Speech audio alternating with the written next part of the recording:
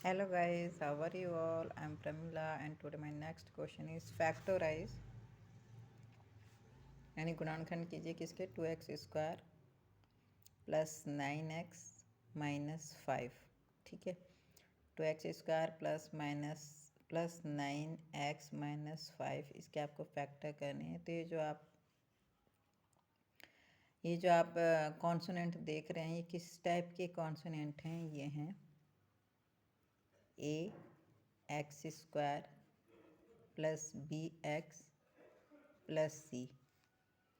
ये जो दिए हुए हैं कॉन्सोनेंट ये हमें इस टाइप के कॉन्सोनेंट हैं। ठीक है, इस टाइप के कॉन्सोनेंट हैं।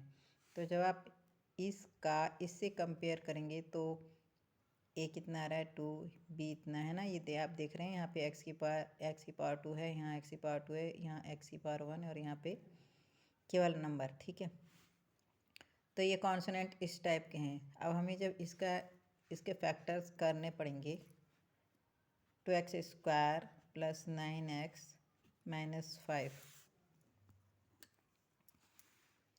2x²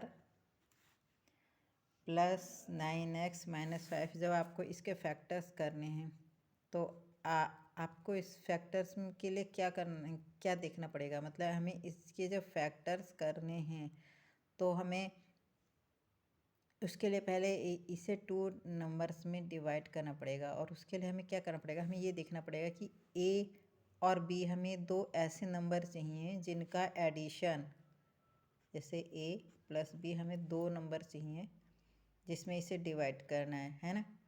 तो डिवाइड नहीं मतलब इसे 2 पार्ट्स में हमें अलग अलग डिवाइड कर बांट देना है। तो वो कौन से पार्ट्स होने चाहिए? उसमें ए और बी दोनों का एडिशन कितना आना चाहिए?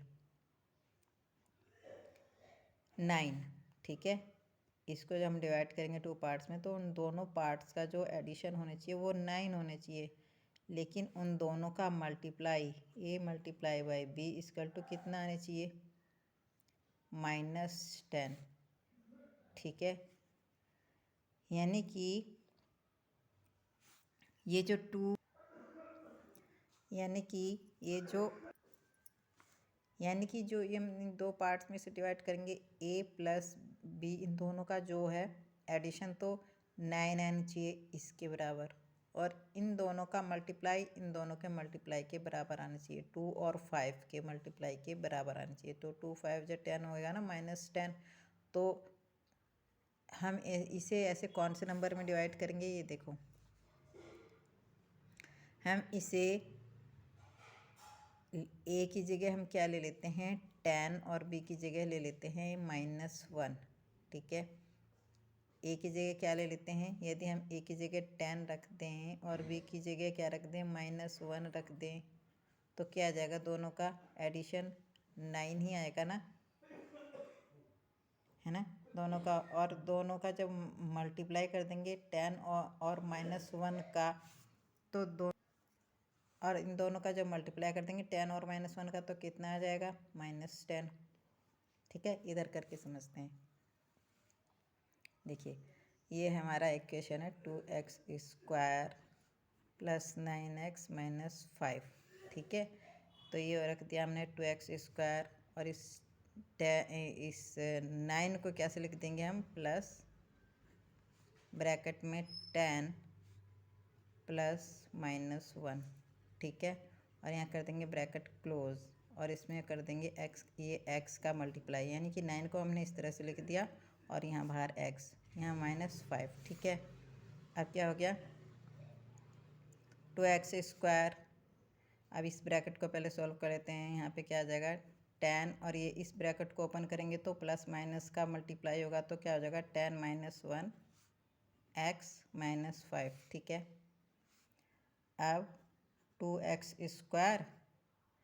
अब इस x का इन दोनों में मल्टीप्लाई करेंगे 1 1 करके तो 1/1। तो x का जब 10 में मल्टीप्लाई करेंगे तो क्या आ जाएगा 10x। अब इस -1 में मल्टीप्लाई करेंगे तो क्या आ जाएगा -x और -5। ठीक है, ये आ गया हमारा। अब इन दोनों टर्म्स में से ये देखिए, ये इन दोनों ये जो कॉन्सोनेंट हैं इनमें हमारा क्या कॉमन आ रहा है, इसमें आ रहा है हमारा 2x कॉमन आ जा रहा है, ठीक है। तो यहाँ पे जब इसमें से 2x कॉमन ले लिया तो यहाँ पे बचा x, और यहाँ पर से 2x कॉमन ले लिया तो क्या बचा यहाँ पे 5, क्योंकि x तो कॉमन आ ही गया ना।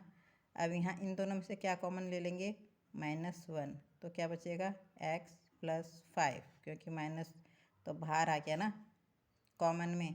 अब इन दोनों में से देखिए x + 5 कॉमन ले लेते हैं और ब्रैकेट में क्या बचेगा 2x - 1, तो ये इसके फैक्टर हो गए। ओके, तो ये इस तरह से करने थे।